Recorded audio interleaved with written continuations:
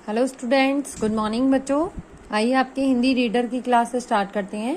Hindi reader में आज हम चैप्टर 7 दैट इज दया भावना, ये की स्टोरी है, इसकी हम रीडिंग करेंगे पहले।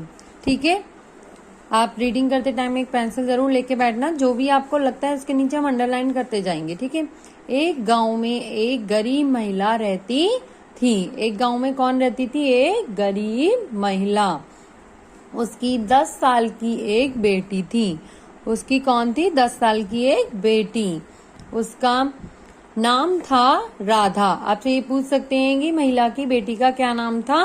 राधा। राधा बहुत ही प्यारी, समझदार व बड़ों की बात मानने वाली लड़की थी। उसकी माँ रोज लकड़ी लेने जंगल में जाती और उन्हीं लकड़ियों को बेचकर अपनी बेटी का पेट भरती। एक दिन राधा की माँ को बहुत तेज बुखार आ गया, जिसके कारण वह चारपाई से उठ भी नहीं पा रही थी। राधा ने अपनी माँ से कहा, माँ आज तुम घर पर ही आराम करो, मैं कुछ करती हूँ। यह कहकर वह जंगल की ओर लकड़ियों की तलाश में निकल पड़ी। जब राधा लकड़ियां बीन रही थी, तभी उसकी नजर एक सुंदर सी लड़की पर पड़ी। राधा के पूछने पर उसने बताया कि वह एक परी है और यहाँ जंगल में घूमने आई है। ये आपसे पूछ सकते हैं ना कि जो सुंदर लड़की थी वो कौन थी? परी।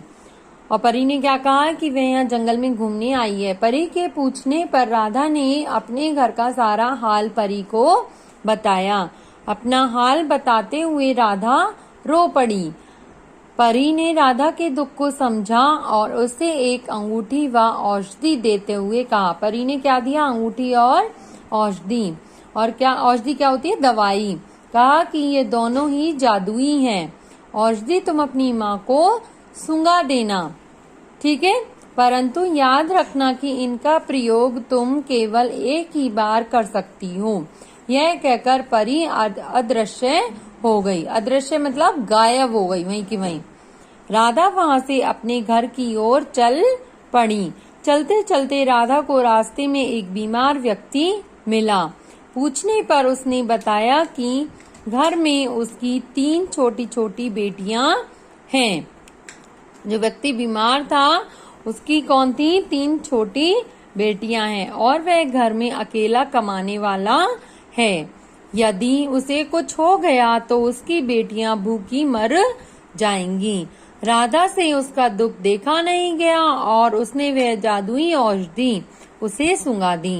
जबकि परी ने ये कहा था कि तुम उसका यूज एक ही बार कर सकती हो, और उसने वो औषधि उसकी माँ के लिए दी थी।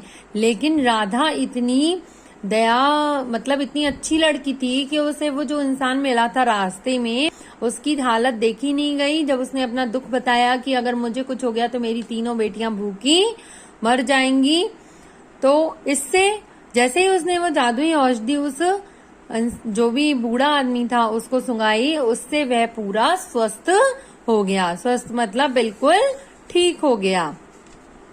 राधा फिर अपने घर की ओर चल दी। कुछ दूरी पर उसे एक रोती हुई बुढ़िया मिली।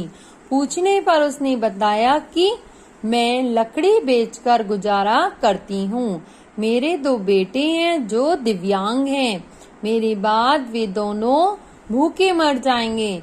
राधा ने अपनी जादुई अंगूठी के बारे में उसे बताया। उसने वह अंगूठी उसे पहना दी।